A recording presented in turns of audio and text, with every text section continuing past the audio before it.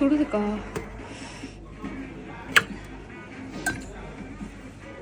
ஐயோ, இந்த மாதிரி யாராவது காஃபி கொடுத்து நீங்கள் குடிச்சிருக்கீங்களா? நான் திருக்கடையூருக்கு ஒரு ஈவெண்ட்டுக்காக போயிருந்தேன். அங்கே சின்னதாக ஒரு விஷயம் பண்ணியிருந்தாங்க.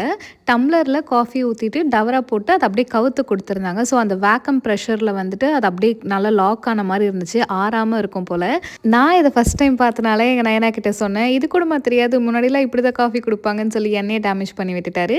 சரி, இப்போ இந்த ஈவெண்ட்டுக்கு வரலாம். ஸோ இவங்களோட என்கேஜ்மெண்ட்டுக்காக தான் நாங்கள் திருக்கடையூர் போயிருந்தோம். பிரைட் என்கிட்ட வந்து பெருசாக எந்த ரெக்யர்மெண்ட்டுமே சொல்லலை. உங்கள் இஷ்டத்துக்கு பண்ணுங்கள், என்னோடய ஸ்கின் மட்டும் என் ஸ்கின் டோன்லேயே இருக்கிற மாதிரி பார்த்துக்கோங்க, பேஸ் வந்து நியூடாக இருக்கணும் அப்படின்றத மட்டும் சொன்னாங்க.